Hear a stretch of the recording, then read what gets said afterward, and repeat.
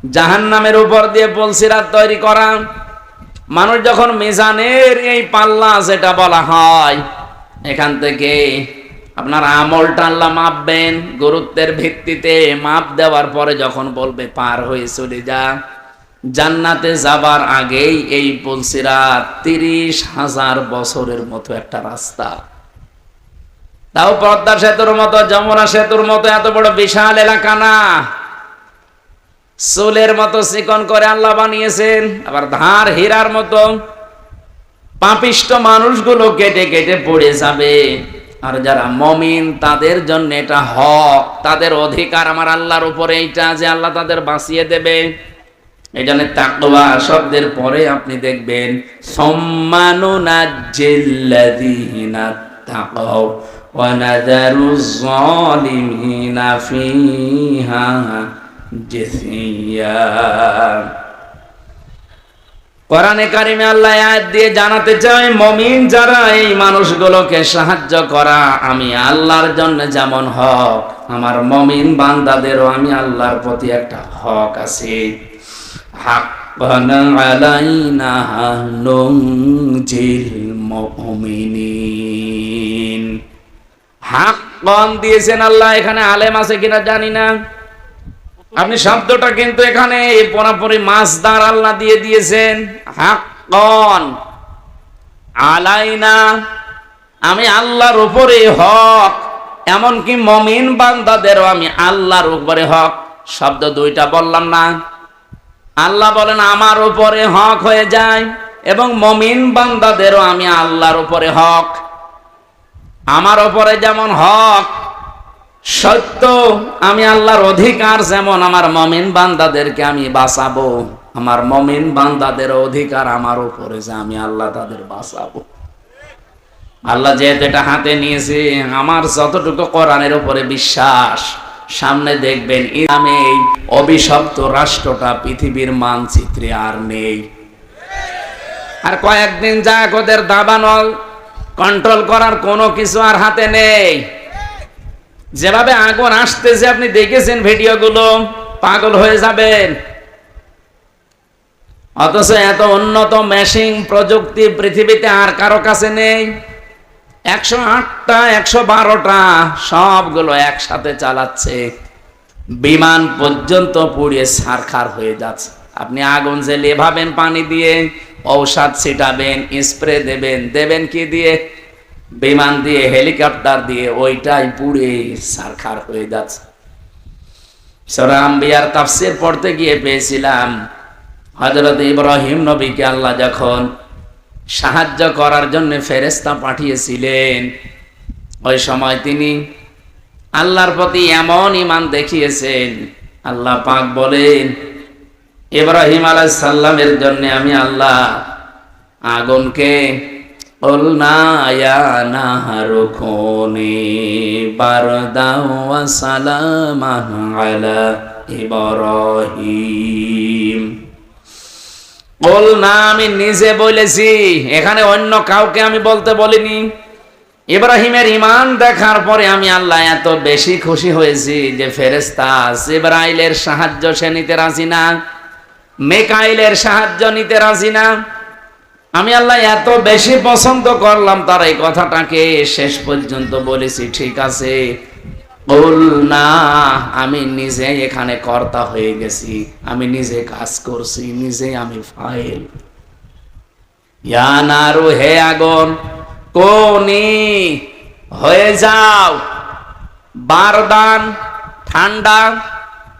আল্লাহ বারদান দেওয়ার পরে সালামান শব্দ মাঝখানে যদি না দিয়ে একবারে দিতেন আলা ইব্রাহিম, আমার ইব্রাহিমের প্রতি ঠান্ডা হয়ে যা। আল্লাহর হুকুম পাওয়ার সঙ্গে সঙ্গে আগুন এত বেশি ঠান্ডা হয়ে যেত, তখন আবার লেপ তোষক লাগতো গরম করার জন্য।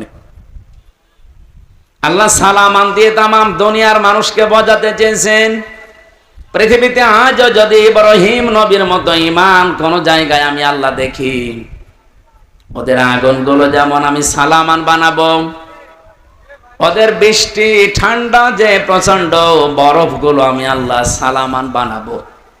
সালামান দিয়ে তাফসিরে ফি জিলালিল কোরআনে সাইয়্যিদ কুতুব লিখেছেন, এই শব্দটা যদি আল্লাহ না দিতেন, ইব্রাহিম নবী কিন্তু আগুনের ভেতরে 40 দিন থাকতে পারতেন না। এত বেশি ঠান্ডা হয়ে যেত যে থাকার অযোগ্য হয়ে যেত জায়গাটা, উনি আবার বরফ হয়ে যেতেন। আল্লাহ বলেন যদি সালামান না দিতাম, আগুনটা একটু গরম থাকতো, তখন আবার ফ্যান দেওয়া লাগতো জিবরাইল মিকাইলকে দিয়ে, যে ফ্যান নিয়ে যাও অথবা এসি সেট করো, পাখা নিয়ে যাও। না, এমন শব্দ আমি চয়ন করে লাগিয়ে দিয়েছি, সালামান মানে শান্তি, একেবারে গরমও না ঠান্ডাও না। এই জায়গাটা অন্তত আমি আল্লাহর নির্দেশ যতদিনের পরে না আসে ততদিন এটা নাতিশীতোষ্ণ হয়ে যাও। এয়ার কন্ডিশন যেটা বলা হয়, নয় ঠান্ডা নয় গরম, এরকম একটা পরিবেশ তৈরি হও। আগুন হুকুম মেনে তাই হয়েছিল 40 দিন। পরবর্তীতে হযরত ইব্রাহিমের নাতনি যারা, তারা জিজ্ঞাসা করতো, দাদা দুনিয়ার জীবনে আপনি সবচাইতে শান্তি পেয়েছেন কত? উনি বলেছিলেন, এই পৃথিবীতে যতদিন আমি হায়াত পেয়েছি সবচাইতে বেশি শান্তি সুখে আরামে ছিলাম ওই 40 দিন যখন আগুনে ছিলাম। তার মানে আগুনের ভেতরেও শান্তি দিতে পারে কে? সবকিছুর উপরে যেন ওনার ক্ষমতা চলছে। ইসরায়েলিদেরকে আমার মনে হচ্ছে আল্লাহ রাখবে না, কারণ এখন এরা আর পৃথিবীর কোন মানুষের টার্গেট নেই, এরা সরাসরি টার্গেট হয়ে গেছে আমার আল্লাহর।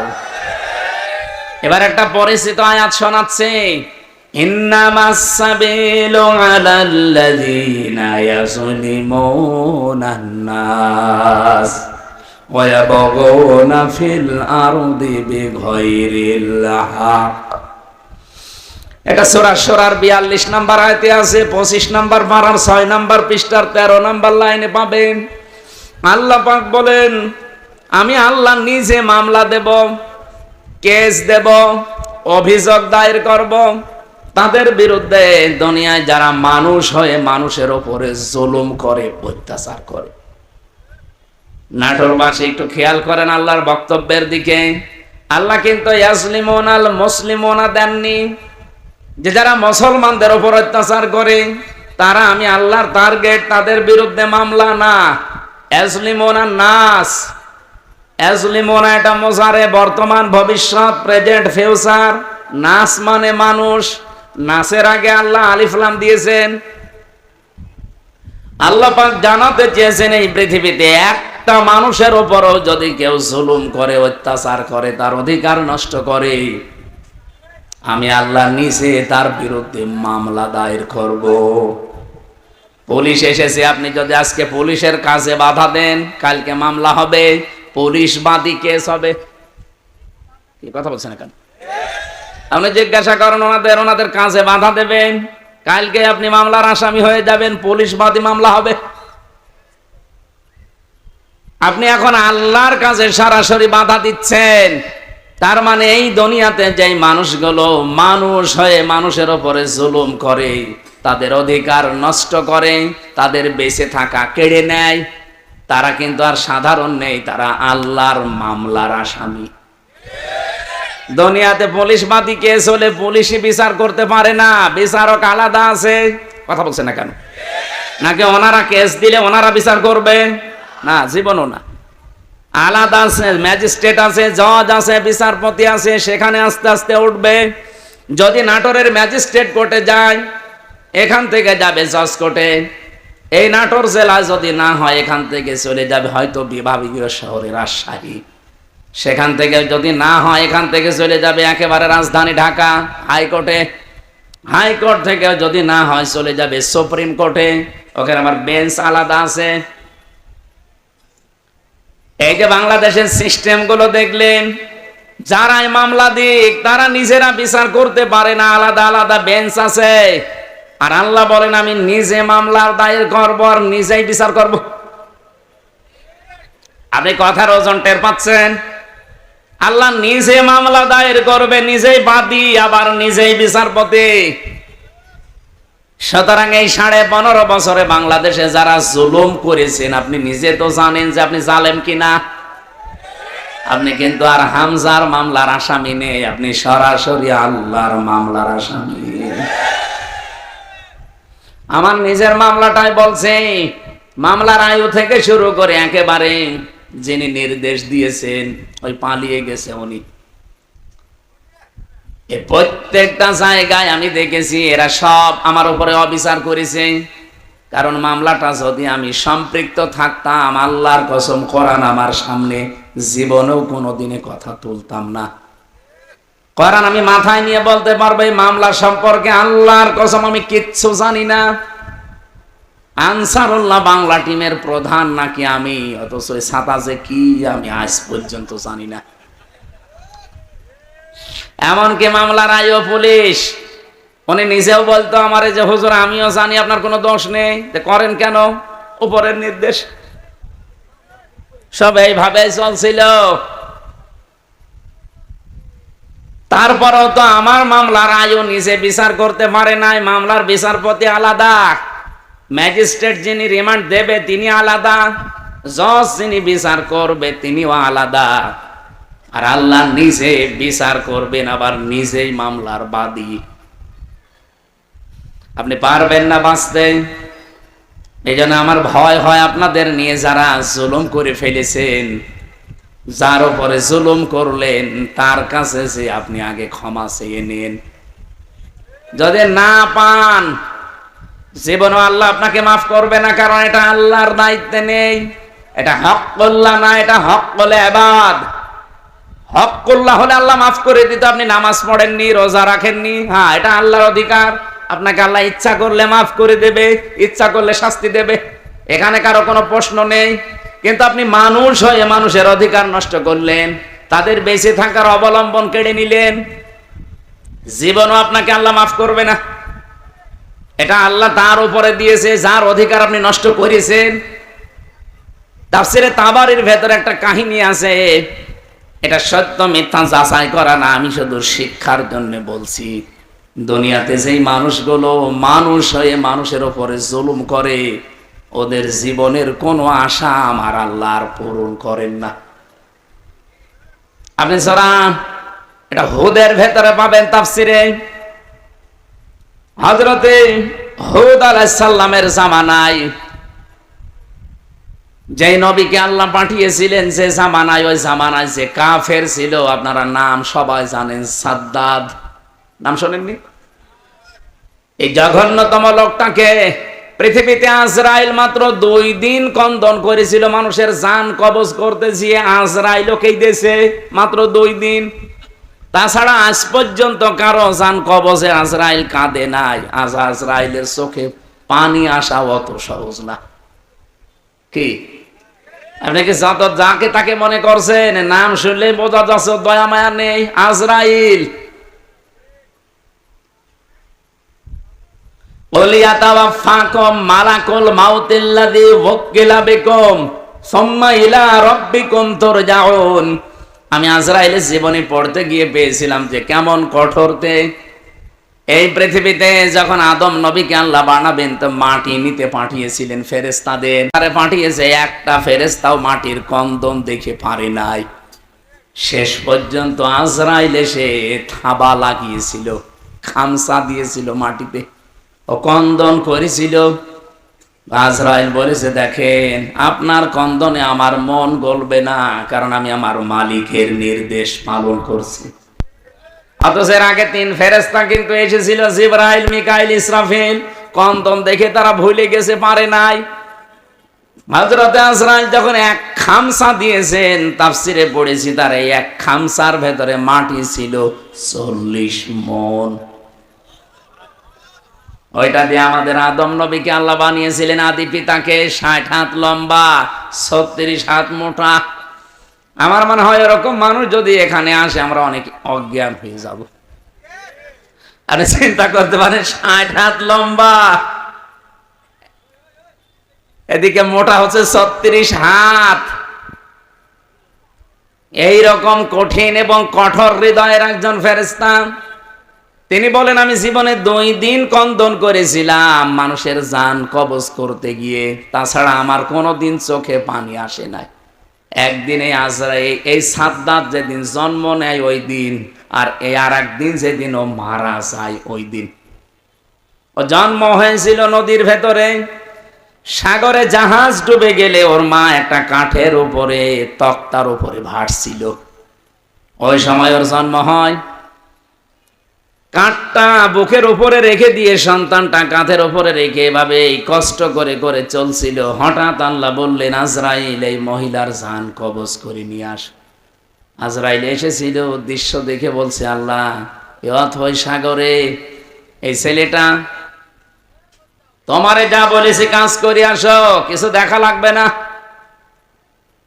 ও কিন্তু জান কবজ করার পরে মেয়েটা পানির নিচে তলিয়ে গেছে, আর এই বাচ্চাটা সাগরে ভাসছিল এই কাঠের ওপরে। ভাসতে ভাসতে এক কিনারায় পৌঁছিয়ে দিয়েছে ঢেউ তাকে, বাঘে নিয়ে তারে মানুষ করে বাঘের দুধ খেয়ে লোকটা বড় হয়েছে। বলেন তো কোথা থেকে কোথায় নিয়ে এসেছে আল্লাহ তাকে? এই লোকটা যেদিন হুদ নবীর কাছে নিজের পরিচয় দিয়ে যে জান্নাত জাহান্নামের কথা তুমি শোনালে, তোমার ওই জান্নাত আমার লাগবে না, আমি নিজে জান্নাত বানাবো। 20 বছর সময় নিয়ে 22,000 শ্রমিক কাজে লাগিয়ে ওর আয়ত্তে ওর রাজ্যে যত সোনা রূপা ছিল সবগুলোকে একত্রিত করে ইট বানিয়েছে সোনা রূপা এগুলো দিয়ে দিয়ে। জান্নাতের ভেতরে ছোট ছোট খোপড়ি ঘর বানিয়েছে। হোর আর গেলমানের নাম শুনেছিল, এই জন্য এলাকায় যারা যুবক যুবতী আছে 16 থেকে 30 বছর এই বয়সের উঠতি বয়সের যুবক যুবতীদেরকে নিয়ে ওই ঘরের ভেতরে ও বলেছে এটা হোর আর গেলমান। জান্নাত আজকে উদ্বোধন করবে। আমি ঘটনা বলার জন্য এখানে একটা শিক্ষা আছে, ভালো করে শুনবেন, কারণ আমাদের জন্য সামনে এটা হাসতে পারে। জান্নাতে যখন মেন গেটে যাবে আজকে উদ্বোধন করার জন্য, একটা পিপিলিকা যাবার মতো কোনো রাস্তা নেই, এত কড়া পাহারা চলছে। হঠাৎ করে দেখে জান্নাতের মেন গেটে একজন ফকির বেশে লোক বসা। তো দেখেই রেগে গেছে, এখানে ঢুকলে কি করে? ফকির বেশে লোকটা বলছে, বাদশাহ একটু মাথা নিচ করেন ঘোড়ার পিঠ থেকে, আমি একটা কথা আপনাকে শোনাবো। বলে এখন না, পরে তোমার কথা শোনা যাবে, আমি আগে জান্নাত উদ্বোধন করে নেই। হযরতে আজরাইল ছিল ফেরেশতা, অনেক ডাক দিয়ে বলছে, দেখেন আমি একবার যার কাছে আসি জীবনে ডবল আমার আর আশা লাগে না। আমি ফকির বেশে এসেছি, মনে হচ্ছে ফকির, আমি কিন্তু দুনিয়ার সাধারণ ফকির না, আমি আজরাইল। এই জানটা কবজ করবে। আল্লাহ রাব্বুল আলামিন নির্দেশ দিয়েছেন, ইযা জাজালুহুম লা ইয়াস্তাখিরুনা সাআতাও ওয়া লা ইস্তাকদিমুন। যখন যার কাছে আজল চলে আসে মানে মরণ, ওকে আমি 1 সেকেন্ড আগেও দেই না পরেও দেই না, নির্ধারিত সময় তুলে নেই। এই লোকটা জোর করে বলেছিল, ফেরেশতা একটু সময় দাও, আমি শুধু বানানো জান্নাতে এক নজর দেখেই চলে আসবো, তখন আমার জান নিয়ে নিও, আমার কোনো আফসোস নেই। ফেরেশতা বলেছে, না, জান্নাতের চৌকাঠ পর্যন্ত স্পর্শ করার কোনো অনুমতি আমার কাছে নেই।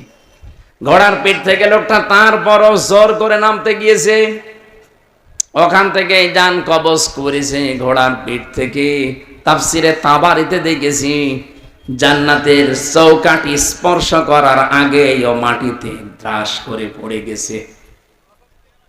এখানে আমার কয়েকটা শিক্ষা পেলাম, আপনারা হয়তো টের পাচ্ছেন না, তাই আমি কিন্তু টের পেয়েছি। এখানে শিক্ষাগুলো কি? তাফসিরে তাবারি আজরাইল বলেন, এই দিন ও যখন আমার কাছে অনুমতি চাইছিল যে 20 বছর একাধারে 22,000 শ্রমিক কাজ করে আমি বিশাল আকাঙ্ক্ষা নিয়ে আসি যে একটু প্রবেশ করে চলে আসবো, আল্লাহর নির্দেশ ছিল না। আমি এই দিন ওর জান কবজ করতে গিয়ে কেঁদে ফেলেছিলাম। তাহলে আজরাইল কেঁদেছে একটা লোকের জন্য জীবনে 2 বার, একবার ওর মায়ের জান কবজ করার সময়, একবার ওর জান। মুফাসসির বলেন, কেন আল্লাহ তাকে চৌকাঠ পর্যন্ত স্পর্শ করতে দেয় না জানো? আর যখন হুদ নবীর কাছ থেকে জান্নাতের বর্ণনাগুলো শুনে শুনে জান্নাত বানাচ্ছিল, নবীকে বলছে কিভাবে আল্লাহ জান্নাত বানিয়েছে, তোমার তো ওই সহিফার ভেতরে আছে, ওই সহিফা থেকে বলো দেখি। আমাদের নবীকে আল্লাহ বড় কিতাব দিয়েছিলেন, অন্যান্য নবীদেরকে আল্লাহ ছোট ছোট কিতাব দিয়েছিলেন, ওইটার নাম কি? সহিফা। ওখানে জান্নাত জাহান্নামের বর্ণনা ছিল, কিছু উপদেশ ছিল। ওখান থেকে বর্ণনা শুনে শুনে যে জান্নাত এইভাবে এইভাবে আল্লাহ বানাবে, ও ঠিক ওই কায়দায় বানিয়েছে। যেহেতু স্বর্ণ রাখবে, রূপা লাগবে, স্বর্ণ এত পাওয়া যাবে কোথায়? যেখানে যা পাওয়া যায় নিয়ে আয়। ওই দেশে একটা বিধবা মেয়ে লোক, মা বাবা নেই, কিছুদিন আগে বিয়ে হয়ে স্বামীটা গেছে মারা। ওর পাইক পিয়াদা যারা আছে, ওরা যে মেয়েটাকে বলছে ওইটা দিয়ে দাও, বাদশার স্বপ্ন পূরণে জান্নাতে কাজে লাগবে। মেয়েটা ওই দিন মাথায় গড়াগড়ি দিয়ে, মাটিতে গড়াগড়ি দিয়ে বলেছিল এটা নেবেন না, এটা আমার জীবনের শেষ সম্বল, আমার মা বাবা নেই, আমার স্বামীটাও নেই। জোর করে বাদশার এই স্বপ্ন পূরণের জন্য নিয়েছে। ওই দিন মেয়েটা মাটিতে গড়াগড়ি দিয়ে এমন কন্দন করে বরদোয়া দিয়েছিল, রব্বুল আলামিন আমার জীবনের শেষ সম্বলটুকু যে কেড়ে নিল, তাকে তুমি তার বানানো জান্নাত উদ্বোধন করা বসবাস করতে দিও না। আমি হাদিসে পড়েছি, তাকি দাওয়াতাল মাজলুম ফাইন্নাহা লাইসা বাইনাহু ওয়া বাইনাল্লাহি হিজাব। মুসলিম শরীফের হাদিস। নবীজি বারবার উম্মতদেরকে নিষেধ করে গেছেন, উম্মতেরা আর যাই করো, মাজলুমের বরদোয়া থেকে নিজেকে বাঁচিয়ে রাখবা সব সময়, কারণ মাজলুমের বরদোয়ার আল্লাহর ভেতরে কোনো হিজাব থাকে না।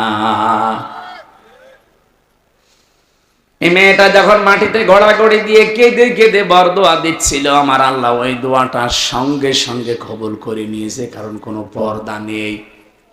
এই লোকটা যেদিন উদ্বোধন করবে, দেখা তো দূরের কথা, চৌকাঠ পর্যন্ত স্পর্শ করতে পারে নাই ওই মেয়েটার বরদোয়ার কারণে।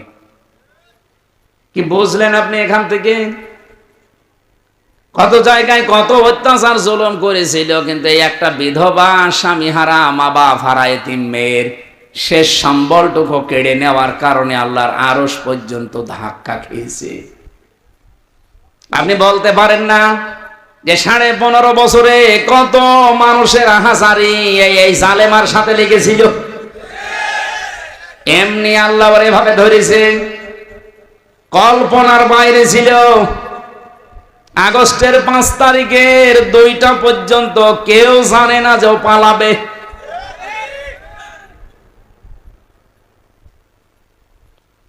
আমার মনে হয় এই বিধবা মেয়ে লোকটার মতো, এই এতিম মেয়েটার মতো হাজার হাজার মায়ের, স্বামীর, বোনের, এতিম সন্তানের আর্তনাদ, বরদোয়া, চোখের পানি এই জালেমা মহিলার ক্ষমতার সাথে লেগেছিল। বিশেষ করে যারা আয়না ঘরে ছিল, আপনি ভাবতে পারেন, যারা আয়না ঘরে 8 বছর 10 বছর পড়ে আছে। আমি তো মাত্র 10 দিন ছিলাম মাটির নিচে, তাই আমি অজ্ঞান হয়ে গেছি। আর যারা 8 বছর 10 বছর 14 বছর পড়ে আছে, দুনিয়া কি সে জানে না, এমনকি নিজের নাম কি তাও ভুলে গেছে। আমার নাম যে ব্যারিস্টার আরমান, সে নিজেও জানে না। আরে ভাই, 10 বছর 12 বছর একটা লোককে যদি কেউ না ডাকে, ওর নাম মনে থাকবে কি করে? ওরা তো কেউ ডাকে না।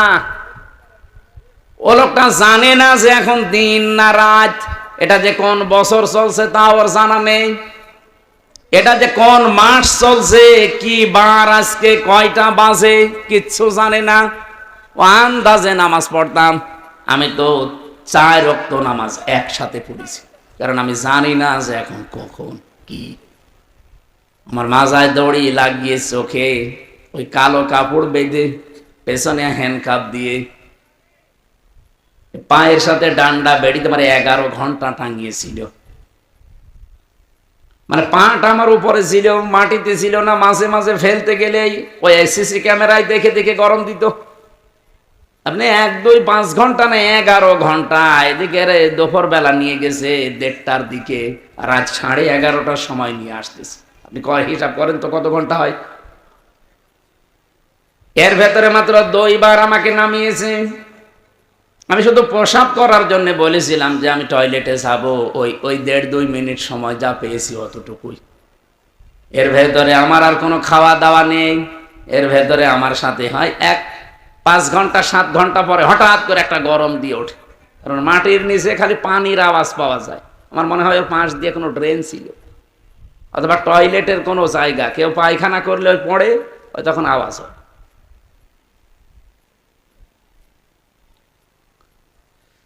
তাও তো আমি মিনিটায় ছিলাম। বিগটা কত কঠিন হতে পারে বলেন?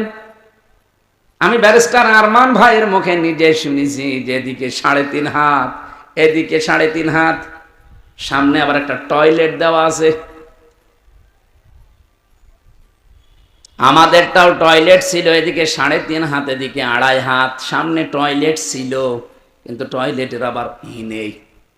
এই হালকা 1-1.5 হাত মতো একটা দেওয়া আছে, দেওয়াল দেওয়া আছে, বসলে দেখা যায় না, দাঁড়ালে দেখা যায়। ওরা বসে থাকে একেবারে গেটের সামনে। বলেন আপনার টয়লেট হবে কি করে? আমি একটা যুবক মানুষ, আর এরকম একটা যুবক পুলিশ যদি বসে থাকে, কঠিন পরিস্থিতিগুলো যারা তৈরি করেছিল, কত মানুষের তাহাজ্জুদের চোখের কন্দন পানি ওই জালেমার চেয়ারের সাথে লেগেছিল। এমনি আল্লাহ ধরেছে। সাদ্দাতকে তার এত স্বপ্ন সাদের জান্নাত ভোগ করতে দেয়নি, স্পর্শ পর্যন্ত করতে দেয়নি, খালি একটা মেয়ে লোকের চোখের পানি বরদোয়ার কারণে। আর আপনার সাথে কত মহিলার, কত স্বামী হারা আর সন্তান হারা মা বাবা, তাদের চোখের পানি মিলে আছে। আমার এখন যেটা মেজো মেয়ে, ওটা তো ছোট ছিল, ওর আমি 7 মাস রেখে গিয়েছিলাম, এখন এসে আবার বয়স প্রায় 4.5 বছর। এর যে কত কন্দন করেছে, এমনকি এই যে পুলিশ এসে ভ্যানে করে আমাদের নিয়ে যায়, পিছন ভ্যানে আমার এই মেয়েটা এরকম ঝুলিয়েছিল। এ ছবি দেখেননি? আমার মনে হয় ছবিটা দেখে তামাম দুনিয়াকে দিয়েছে ওই দিন। প্রশাসনের সর্বোচ্চ দায়িত্ব ওই সময় যারা ছিল গোয়েন্দা বিভাগে, তারা পর্যন্ত আমার বাড়িতে কল দিয়েছিল যে এই দৃশ্য আর মানা যায় না। আমরা এতদিনও জানতাম যে হুজুরের কোনো দোষ নেই, এখনো জানি, কিন্তু আমাদের হাত বাঁধা ছিল। কিন্তু না, এই দৃশ্য দেখে মানুষ আর ঠিক থাকতে পারে না। বিভিন্ন জায়গা থেকে শুধু উল্টা পাল্টা কথা আসতেছে, যা আপনার ছেলেকে ছেড়ে দিলাম। আমার ভাইরা, আমি এখান থেকে তাফসিরের যে শিক্ষাটা দিতে চাই আমি নিজে এবং আপনাদেরকে, শুধু আপনাদের না, এটা রেকর্ড হচ্ছে, সারা পৃথিবীর মানুষ যারা আছে, জুলুম করলে কিন্তু কাঙ্ক্ষিত স্থানে পৌঁছানো যায় না। এটা কি কোরআনের কথা বিশ্বাস করেন? এজন্য আগামীতে কেউ যদি আসেন দায়িত্বে, জুলুম করবেন না। তাহলে আপনি যে টার্গেট নিয়ে এগিয়ে যাচ্ছেন, ওই টার্গেট ফিল আপ হওয়ার আগে আপনি পড়ে যাবেন। আমার কথা বোঝা গেছে? ইন্নামা নুমলি লাহুম লিয়াজদাদু ইসমা ওয়া লাহুম আযাবুম মুহিন। সূরা আলে ইমরানে আছে 4 নাম্বার পারা 12 নাম্বার পৃষ্ঠা 9 নাম্বার লাইনে পাবেন, এটা শেষের অংশে আছে। আল্লাহ তাআলা বলেন, কোন মানুষ যদি জুলুম করে, পাপ করে, সীমা লঙ্ঘন করে ফেলে, তখন আমি আল্লাহ ওকে আর ছাড় দেই না, তখন ওকে কঠিন এবং অপমানজনক আযাবের ভেতরে ফেলে দেই। কি অপমান! আজ তামাম দুনিয়া কেউ হাসিনাকে নিতে রাজি না। শুধুমাত্র ভারত তাও বিভিন্ন কায়দা কৌশলে রেখেছে। আমি আজকে 7-8টা বিষয় পেয়েছি কেন ওকে রেখেছে। এই যে বিডিআর হত্যা, 57 জন অফিসার হত্যা, বিশেষ করে শাপলা চত্বরে আলেমদের হত্যা, এই 2টা হত্যার পেছনে সরাসরি জড়িত আছে ইন্ডিয়া নিজে। এখন প্রমাণ আস্তে আস্তে বের হচ্ছে। অলরেডি আন্তর্জাতিক আদালতে হেগে ওদের বিরুদ্ধে 2 জনের বিরুদ্ধে মামলা হচ্ছে, হাসিনা আর মোদি। এই 2 জনকে যদি সত্যি ওখানে নিয়ে যাবজ্জীবন জেল অথবা ফাঁসির রায় দিয়ে দেয়, শেষে ইন্ডিয়ার সাথে বিশ্বের বহু দেশের সম্পর্ক মানবাধিকার নষ্ট করার জন্য খারাপ হয়ে যাবে। আমি একটাও বানিয়ে বলছি না, সব আমার এখানে রেকর্ড আছে, আন্তর্জাতিক তথ্য সব। মাইক্রোসফট নাম শুনেছেন?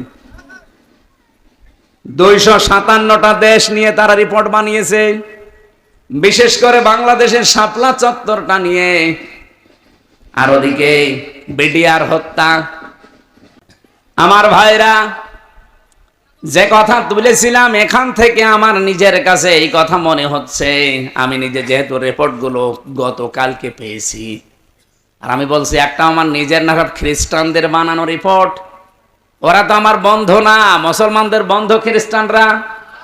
ওরা যখন এগুলো দিয়েছে আগস্টের 5 তারিখের পর থেকে আজকে মে মাসের 5 তারিখ চলছে, এই একাধারে এই 9 মাস বারবার ইন্ডিয়া এদিকে বিএনপিকে ধরে, জামাত ইসলামকে ধরে, রাজনৈতিক যত দল আছে বড় বড় তাদেরকে বারবার, বিশেষ করে সেনাবাহিনী যারা আছে এদেশে, এদেরকে চেষ্টা করেছে যে যে কোনো কায়দায় যেন এটা বন্ধ করা যায়।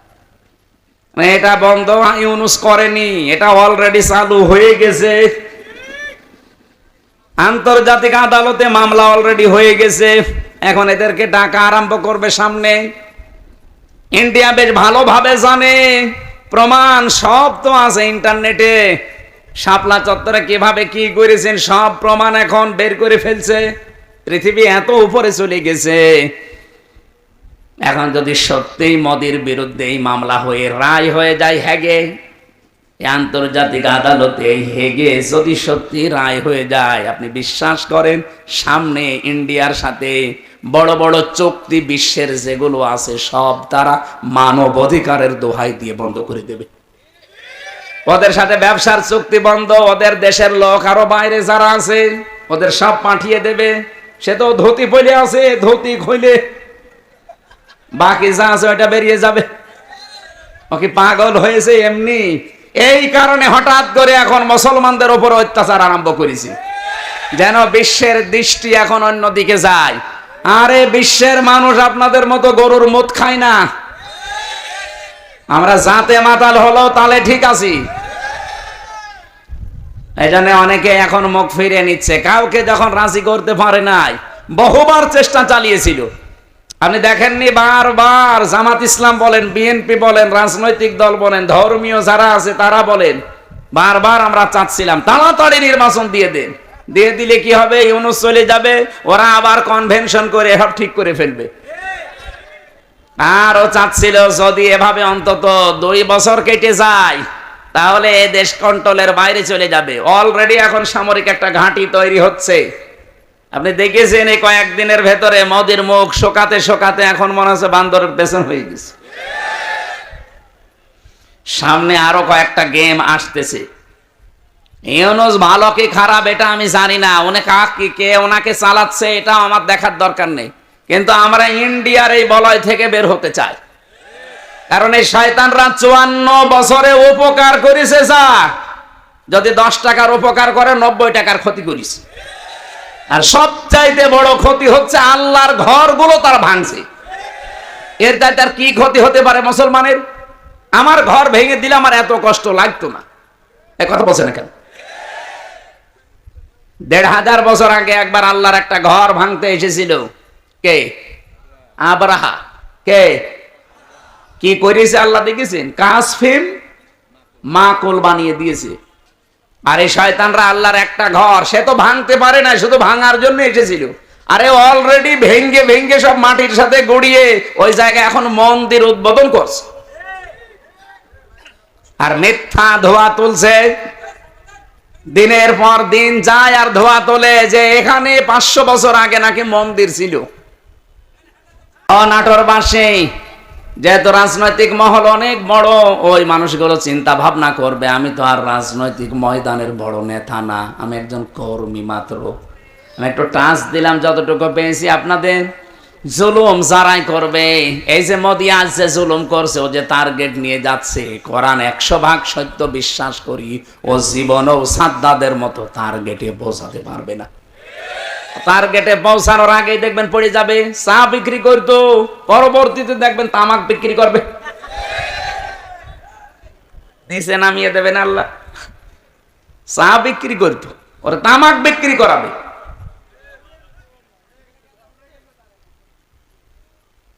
অলরেডি দাঙ্গা বাঁধিয়ে দিয়েছে ভারতে। গত পরশু দিনও দেখলাম দুইজন মুসলমান দাড়িওয়ালা ধরিয়ে সরাসরি জবাই করছে। এখন ওর হাতে আর দুনিয়ার কিচ্ছু নেই, শুধু এইটাই আছে পুঁজি যে মুসলমানদের বিরুদ্ধে হিন্দুদের উস্কিয়ে দিয়ে এদের দাঙ্গা তৈরি করে একটা ফায়দা লড়বে, ঘোলা পানিতে মাছ শিকার।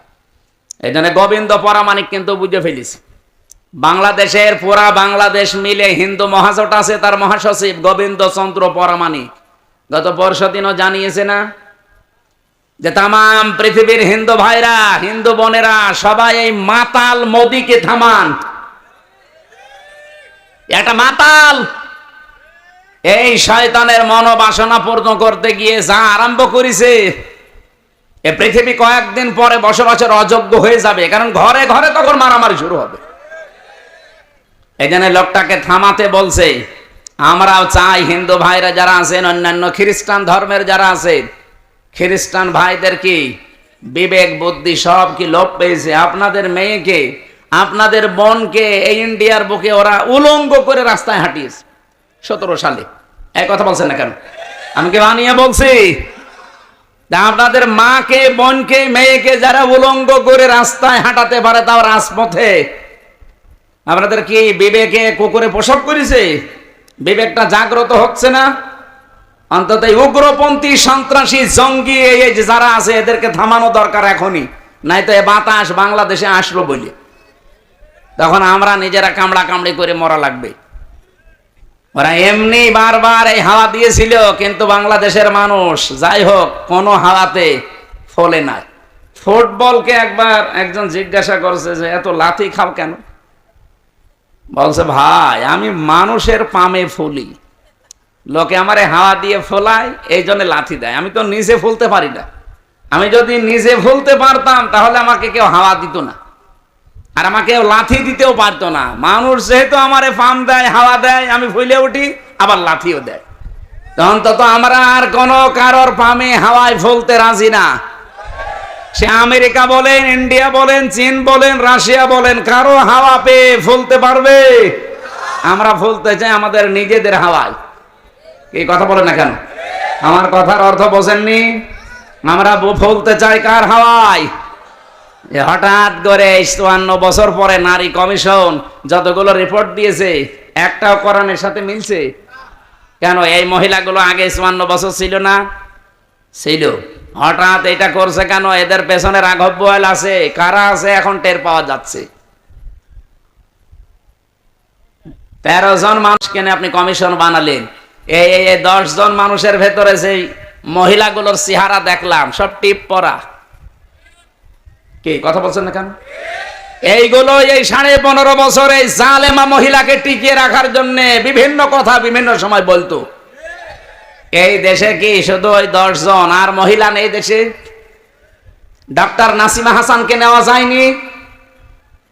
ঢাকা বিশ্ববিদ্যালয়ের যে শিক্ষিকা, এই যে কুমিল্লায় বাড়ি, বলেছিল আমার ছেলের কলার চেপে ধরেছেন কেন, জবাব দেওয়া লাগবে। এই মেয়েটাকে নেওয়া যায়নি কমিশনে? তাহলে উল্টা পাল্টা রিপোর্ট দিতে পারতেন না? এমন এমন রিপোর্ট দিয়েছে, শয়তান পর্যন্ত চিন্তা করছে যে আমিও তো এ চিন্তা করি না। ওদের প্রথম রিপোর্টে কি দেখেছেন? যে কোন স্বামী যদি স্ত্রীর সাথে সহবাস করতে চায়, স্ত্রী যদি বলে না আমার এখন হবে না, এরপরও স্বামী যদি সহবাস করে তাহলে ধর্ষণ মামলা হবে। ধর্ষণ মামলা হলে জজ রায় দেবে, ধর্ষণের বিচার কি ফাঁসি? কথা বলছে না কেন? আপনার কি মনে হয় এই রিপোর্ট শুনে বলেন তো? ভালো। তা আপনি রায় দেওয়ার জন্য তো সাক্ষী লাগবে। তা এখন মানুষের মনের অবস্থা তো আর কেউ জানে না। একই জোর করেছে আর স্ত্রী কি রাজি হচ্ছিল না, এটা তো স্বামী স্ত্রী ছাড়া কেউ জানে না। এখন ওই জায়গায় সাক্ষীর জন্য আপনাকে মানুষ বসিয়ে রাখা লাগবে, অথবা ইউটিউবারদের রাখা লাগবে। আমার মাঝে মাঝে এই যে 318 পৃষ্ঠা পুরাটা পড়লাম, পরে আমার মনে হচ্ছে এগুলো মেয়াদ উত্তীর্ণ গাঁজা খেয়েছে। মানে মেয়াদ আলা গাঁজা খেলেও মানুষ এত নিচে নামে না, এ মেয়াদ পার হয়ে গেছে, ওই গাঁজা খেয়ে পোড়া মাতাল। এই জন্য এদেরকে এই নাটোরের পাশের জেলা পাবনায় পাঠানো দরকার। এরকম মানুষ বাইরে থাকলে সব সমাজ নষ্ট করে ফেলবে। কথা বলে না কেন? এটা তো 1 নাম্বার গেল, আর বাকিগুলো তো আরো খারাপ। 2 নাম্বারে দিয়েছে যে দেহ আমার সিদ্ধান্ত আমার। দেহ আমার সিদ্ধান্ত আমার মানে দেহ কার? এ দেহ আপনি আমার এই যে 33 বছর বয়স, 34 বছর আগে হামজা নামে কেউ আমি ছিলাম না। আমার মা বাবার দায়িত্ব ছিল বিছানায় থাকা, বাকি যা করার কে করেছে? দেহ আমার হয় কি করি? আলালাহুল খালকু ওয়াল আমরু। আল্লাহ বলেন আমি বানিয়েছি, সিদ্ধান্ত বলেন বলেন। এই আয়াতের পুরা বিরুদ্ধে লিখেছে তারা, যে দেহ আমার সিদ্ধান্ত আমার। 3 নাম্বারে তারা লিখেছে যে যারা যৌন কর্মী আছে এদেরকে শ্রমিকের মর্যাদা দেওয়া লাগবে। আরে ভাই, যৌন কর্মী যারা, এরা যদি শ্রমিকের মর্যাদা পায়, তাহলে যারা ডাকাতি করে তারাও তো পুলিশকে বলবে ভাই আমরাও শ্রমিক, আপনারা আমাদের ধরবেন না, কারণ এই ডাকাতি করা খুব রিস্কের কাজ। আর যে শ্রম দেওয়া লাগে গাছ কেটে রাস্তায় ফেলে, কি কথা বলছেন এখন? আমি সাতক্ষীরা থেকে আসার সময়, যে আসা শুনি মাছের ঘেড় এলাকা, ওই 17 সালের দিকে আসার সময় ডাকাত পড়েছিল রাস্তায়, বিশাল এক গাছ কেটে রাস্তায় ফেলেছে।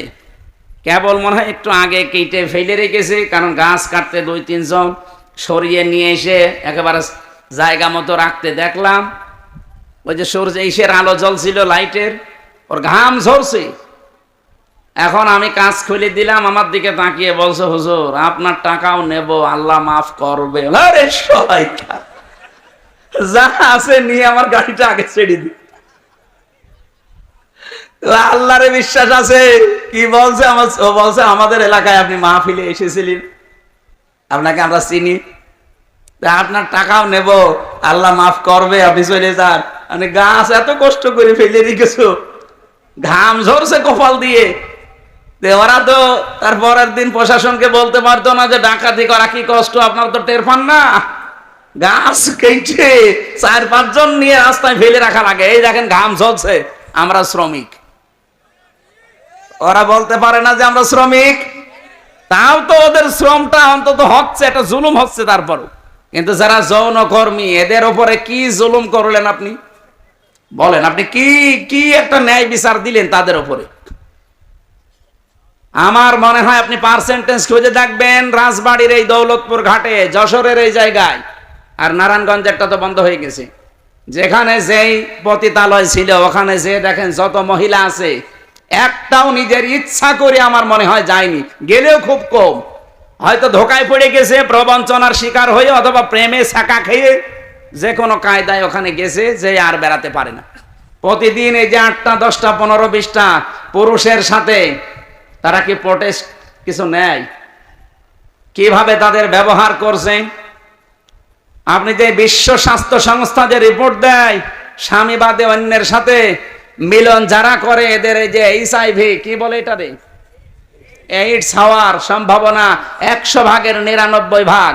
আপনি এই কমিশনের মাধ্যমে রিপোর্ট দিয়ে যৌনকর্মীর উপর আপনি ন্যায় বিচার করেন না, আরো বিচার করেছেন। ওদের সব এইডসের দিকে ছেলে দিয়ে, আমার মনে হয় ওরাও 2 দিন পরে দেখেন মিছিল বের করবে যে নারী কমিশন তো মানা দূরের কথা, ওদের ফাঁসি দিয়ে দিন। শয়তানরা আমাদের জীবনের উপর আরো অত্যাচার বাড়িয়ে দিচ্ছে। শুধু HIV, ওদেরকে এই যে 1 লক্ষ মানুষ আজ দেহ ব্যবসা করে সারা বাংলাদেশে, মানে একেবারে যেগুলো সরকারি হিসাবে, এই মানুষগুলোকে আমার মনে হয় আলেমদের পরামর্শ নিয়ে সরকারের যে বাজেটগুলো আছে এখান থেকে টাকা পয়সা দিয়ে এদের পুনর্বাসন করে দিন, হয় একটা কর্মসংস্থান দেন সম্মানজনক, তারা সম্মানজনক জীবন নিয়ে, তারা পরিবার নিয়ে, দরকার হয় যদি সেরকম পরিবেশ পায় বিয়ে শাদী করে জীবন চালাক। যে সমস্ত দেশ আছে যেখানে পতিতালয় চলে না, সেই দেশগুলো দেশে শিখে নেই, চলছে না পৃথিবীতে। আপনাকে কোন কারণে এই পাপের কাজ করা লাগবে? যেখানে জেনা ব্যভিচার ওপেন হয়ে যায়, সেই দেশে আমার আল্লাহর রহমতের দৃষ্টি আল্লাহ তুলে নেয়, গজবের দৃষ্টি নিক্ষেপ করে। বলেন নাউজুবিল্লাহ। এই দেশটাকে গজবে ফেলে দেওয়ার জন্য এরা কাজ করছে, আর এদের পেছনে কিছু রাঘব বোয়াল আছে। এই জন্য আমরা বলতে চাই, এ কমিশন মানা তো দূরের কথা, এ কমিশন যা রিপোর্ট দিয়েছে, রিপোর্ট না, ও কমিশনই আমরা মানি না। ওদেরকে এই মুহূর্তে বাতিল করে হয় পাবনায় দিয়ে দেন অথবা ফাঁসি দিয়ে দেন। হ্যাঁ, আপনারা রাজি নেই? হয় ওদের স্থান পাবনায় দেবেন, নাই ফাঁসি দেবেন। কোরআনের 13টা আয়াতের উপরে হাত দিয়েছে ওরা।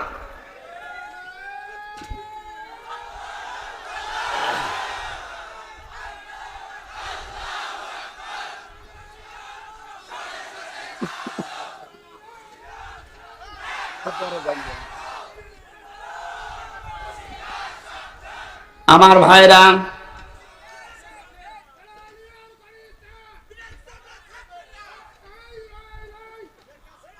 আমার যে কথা বলছিলাম আমি বৃষ্টি নিয়ে, আল্লাহ রাব্বুল আলামিন এই পৃথিবীতে যে বড় বড় 4টা রহমতের ঘোষণা দিয়েছিলেন, তার 1 নম্বরে ছিল বৃষ্টি, 2 নম্বরে ছিল কন্যা সন্তান। কিন্তু আমরা কন্যা সন্তানের নাম শুনলে বা আসলেই আমার যে বাবা যারা, অনেক বাবা মন খারাপ করে। বিশ্বনবী জানিয়েছেন, কোন পরিবারে যদি একটা কন্যা আসে, সঙ্গে সঙ্গে আল্লাহ 4 জন ফেরেশতা পাঠিয়ে দেয়। কোন পুরুষ মানুষ আসলেই সেখানে 4 জন নাই, 1 জনও ফেরেশতা আছে। এ কথা কোরআন হাদিসে আছে? নেই। মেয়েরা যারা এসেছেন, সম্মানিত মা বোনেরা, আপনাদের কাছে বিপদে ফেলার জন্য কমিশনে নারী নামে কিছু হিজড়া, এগুলো নারী বলা যায় না। এগুলো নারী বলবেন কি করে আপনি? ওদের চেহারার দিকে তাকিয়ে দেখেন, নারীর কোনো বৈশিষ্ট্য ভেতরে পাওয়া যাচ্ছে না। এখানে আমরা মনে হয় মাইকে ঘোষণা দিলে যারা পুরুষ মানুষ, যে মহিলা মহিলা প্যান্ডেলে যান, পুরুষগুলো পুরুষ প্যান্ডেলে যান, আর কিছু মানুষ ওই যে বিড়ি খেয়ে বেড়াচ্ছে, ওদের আপনি কোন প্যান্ডেলে ঢোকাবেন? নারী কমিশনে যে 10 জন মানুষ রিপোর্ট দিয়েছে, 10 জনের চেহারায় দেখলাম একটাও নারীর মতো মনে হচ্ছে না। পুরুষও তো তারা না, তারা তৃতীয় লিঙ্গ হবে।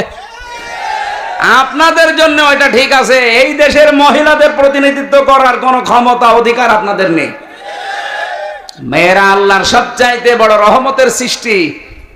আল্লাহ বলেন, 2 নম্বর, আমি যখন বান্দার উপরে বেশি খুশি হয়ে যাই, বৃষ্টি দেওয়ার পরে ওই এলাকায় মানুষের ঘরে আমি কন্যা সন্তান পাঠাই।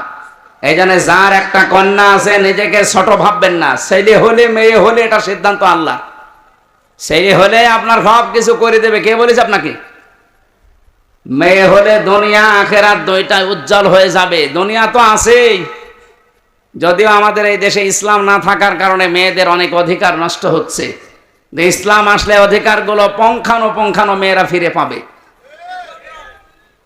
ওরা মেয়েরা মেয়েদের নাম দিয়ে বলেছে এদের অধিকার নেই, সমান অধিকার এদের দেওয়া লাগবে। কিভাবে দেবেন আপনি?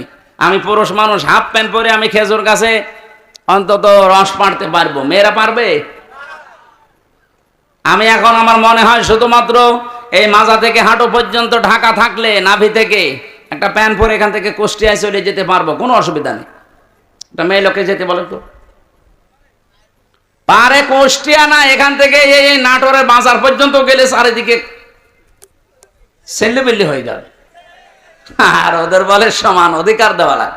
অধিকার সমান কিসের? ওদের মর্যাদা আমাদের চাইতে 3 গুণ বেশি। সুবহানাল্লাহ বলতে পারেন নাই? এই জন্য মেয়ে যাদের বাড়িতে আসে, হযরত ওমর বলেন, যে বাড়িতে একটা মেয়ে আছে, মনে করবেন সেই বাড়িতে আল্লাহর একটা জান্নাত আছে। সুতরাং যারা মেয়ের বাবা আছেন, 1 মেয়ের বাবা আপনার একটা জান্নাত, 2 মেয়ের বাবা আপনার 2টা জান্নাত, 3 মেয়ের বাবা আপনার 3টা জান্নাত। আল্লাহ রাব্বুল আলামিন আমাদেরকে 3টা মেয়ে দিয়েছে। আল্লাহ আমাদেরকে যেন নবীর এই হাদিস অনুযায়ী জান্নাতেও এরকম 1টা 2টা 3টা করে দান করেন, বলেন আমিন। 3 নম্বরে একটু ভালো করে শুনবেন হাদিসটা। আল্লাহর নবী বলেন, 3 নম্বরে আল্লাহ যখন বেশি খুশি হয়ে যায়, তখন ওর বাড়িতে আল্লাহ মেহমান পাঠায়। আমাদের তো সমস্যা, মেহমান আসলে আমাদের মন খারাপ হয়ে যায়।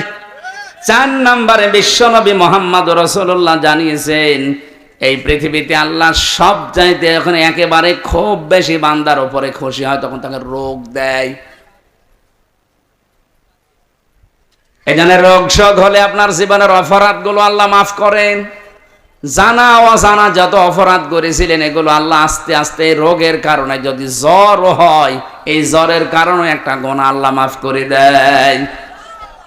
পথে চলতে ফিরতে হোঁচট খেয়েছেন, হোঁচট খেয়ে হঠাৎ করে নখ ভেঙে গেছে, রক্ত বের হচ্ছে, মনে করবেন আমার একটা গুনাহ আল্লাহ মাফ করে দিয়েছে। এই জন্য রোগ শোক হলে আল্লাহর কাছে শিকায়েত করা না, অভিযোগ করা না, আরো শুকরিয়া করা দরকার।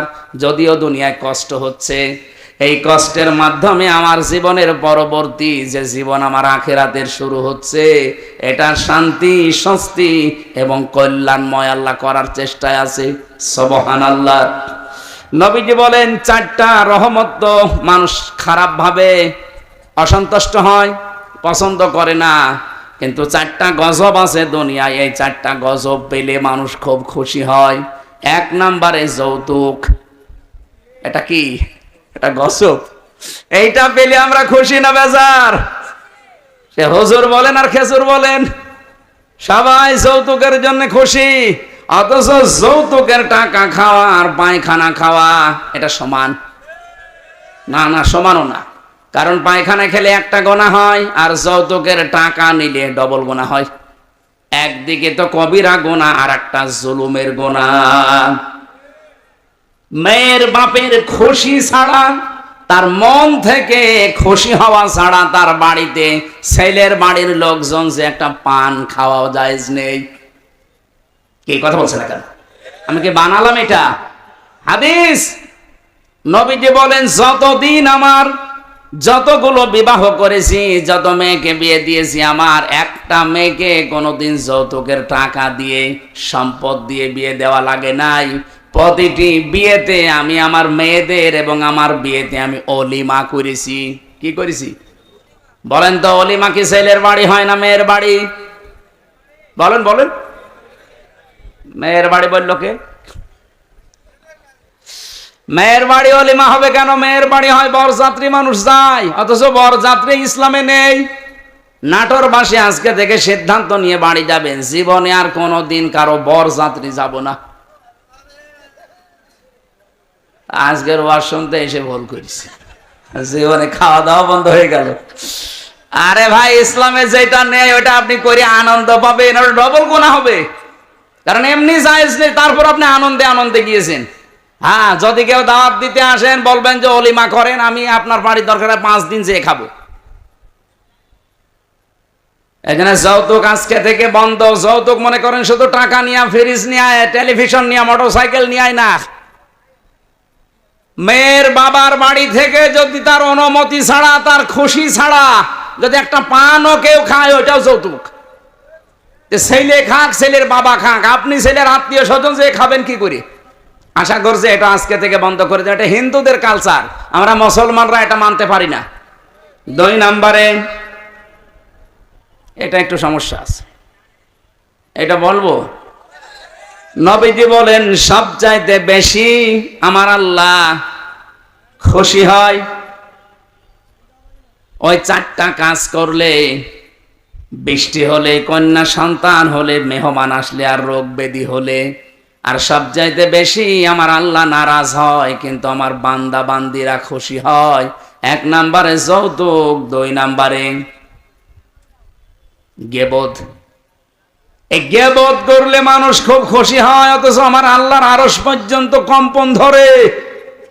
জীবনে যদি আপনার নেকির কাজ কমও থাকে, ভাইরা আমি আহ্বান জানাচ্ছি, আপনার নামাজ, রোজা, হজ, যাকাত, দান, সাদগা, জীবনের আমল আখলাক কম হয়েছে, আল্লাহ মাফ করে দেবে। কিন্তু গীবত যদি আপনি কারো করে থাকেন, ওটা আবার শোধ দেওয়া লাগবে।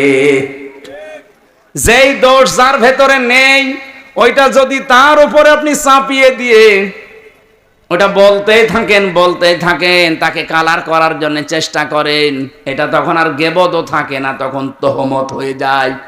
আর এটা বাংলাদেশে সবচাইতে বেশি চলছে। এই কথা বলছেন এখানে? এখানে কত মানুষ এখনো বিভিন্ন জায়গায় বসে আছে, দেখে তারা গীবত চালাচ্ছে। গীবত করলে মানুষ খুশি হয়, কিন্তু আমার আল্লাহ বেজার হয়ে যায়। 3 নম্বরে সবচাইতে বেশি খুশি হয় মানুষ মিথ্যা বললে, কিন্তু আমার আল্লাহ নারাজ হয়। 4 নম্বরে আল্লাহ পাক সবচাইতে বেশি নারাজ হয় সুদ খেলে, কিন্তু মানুষ খুশি সুদ পেয়ে। এখানে আমার বিশ্বাস অনেক মানুষ এখানে বসে আছে যারা টাকা ছেড়ে রাখে। 1000 টাকা দিলে বছর মাসে মাসে 100 টাকা বেশি দেয়। এলাকায় নেই এটা? এই সুদের সাথে যারা জড়িত আছেন, টাকা ছেড়ে রাখেন, টাকা আসে, আপনি লিখে নিতে পারেন আপনি মায়ের সাথে এখনো জেনা করছেন। এই কাজে যারা আছেন এই মুহূর্তে তাওবা করে ছেড়ে দেওয়া লাগবে। যারা যারা রাজি আছেন তারা হাত তোলেন তো, অসুবিধা নেই, তোলেন। যারা ছেড়ে রেখেছেন তোলেন। আপনি বুঝে ফেলেছেন, চালাক আছে নাটোরে মানুষ, কাঁচা গোল্লা খাওয়া মানুষ তো খুব চালাক আছে। তুইলে আবার নামিয়ে ফেলিস না। আমি জানি এখানে বহু মানুষ এরকম আছে, সেই মানুষগুলো টাকা ছেড়ে রেখে এসেছে, মাহফিল শেষ করে ওই টাকা সকালে যেয়ে তুলবে। সুদের টাকা তুললে সব চাইতে নারাজ হয় বেশি কে? আর সব চাইতে বেশি খুশি হয় সে নিজে। সুতরাং এই চারটা রহমত, চারটা গজব, বেজার হয় আল্লাহ চারটা কাজে, আর আমরা নিজেরা বেজার হই চারটা কাজে। আল্লাহ আমাদেরকে কন্যা সন্তান যেহেতু রহমত, বৃষ্টি যেহেতু রহমত, এই পৃথিবীতে মেহমান আসা রহমত, আল্লাহ রোগ ব্যাধি দিয়েছে এটাও রহমত। এগুলো পেয়ে নারাজ না হয়ে এগুলোর সঠিক এবং পরিমার্জিত ব্যবহার করার তৌফিক কামনা করছি। সকলে বলেন আমিন।